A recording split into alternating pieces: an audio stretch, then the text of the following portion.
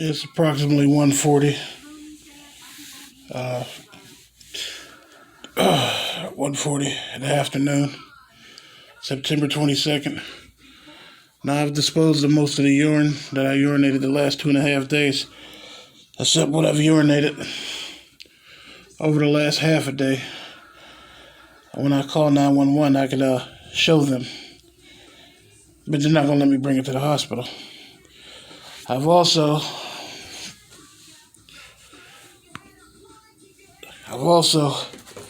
disposed of these 2-liter bottles that had the visible gunk and bacteria in it. You see, it's in the trash. It's in the trash, and this is how much I've urinated since yesterday evening. And like I said, it's a little after 1:40. I set these bottles up just to show you how quick I fill them up. It's gonna be a very short time. Like I said, I've asked the medical staff who's working the safe haven program at this hotel to observe how much I'm urinating in my hotel room. That hasn't happened yet, because these people know I'm telling the truth. And like I said, the FBI has infiltrated this whole program to make sure I'm put with people that give me the least amount of health care possible. They sent me to a doctor who didn't do no vitals on me, didn't do no blood work on me, didn't give me IV fluids. And when I know they give IV fluids there, all he wanted was a urine sample. That was it. And these people know how much I'm urinating every day, because I call them to my room mostly every day, and I'm documenting how much I'm urinating a day on YouTube. Now, the FBI's murder covers is me falling out and dead from a heart attack at the age of 42. Heart disease doesn't run in my family. Other murder cover is congestive heart failure. That killed me at 42 years old. You know, usually in the beginning, when I was first living on the streets, the FBI had their undercover federal agents, the informants, telling me my legs were swollen.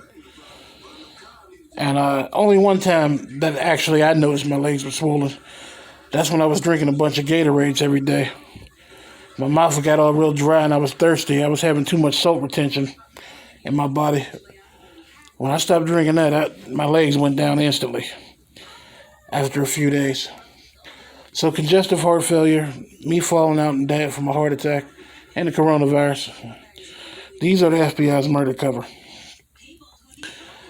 I say like this: if I get any type of disease after going to the emergency room over 60 times, and this is all documented through my emails I send to the United States senators, the press, and civil rights organizations for the same symptoms that's got progressively worse over the months.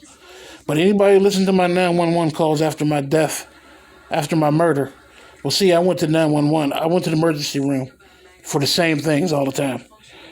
If I got any type of disease, it's murder. Point blank, period.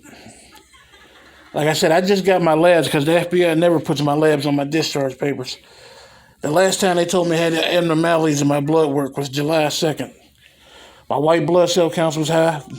I asked them about that. They said it's baseline for me. What does baseline mean? That's what it shows all the time.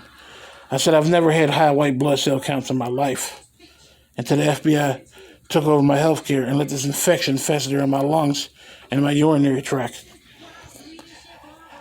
And my blood work was showing severe signs of anemia. What type of anemia? I don't know. Vitamin C deficiency anemia, iron anemia, I don't know, because I was never told what I was deficient in. I finally get my labs yesterday on the MyChart app, and all my labs are showing